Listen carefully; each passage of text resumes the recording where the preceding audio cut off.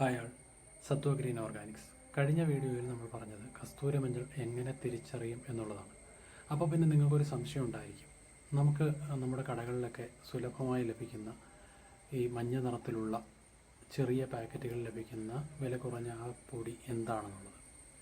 കേരളത്തിൽ ധാരാളമായി കൃഷി ചെയ്യപ്പെടുന്ന ഒരു ഔഷധ സസ്യമാണത്.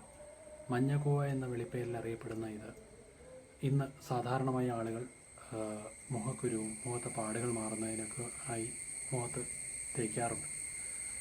പലർക്കും ഇതിൻ്റെ ഗുണം കിട്ടില്ല എന്നുള്ളത് മാത്രമല്ല, പലർക്കും മുഖം നീറുകയും പൊള്ളുകയും ചെയ്യുന്നതിന് വരെ ഇത് കാരണമാകുന്നു. അതെന്താണെന്ന് വെച്ചാൽ കസ്തൂരി മഞ്ഞൾ ഉപയോഗിക്കുന്നത് പോലെയുള്ള ഗുണങ്ങൾ അതിനില്ല എന്നുള്ളതാണ്.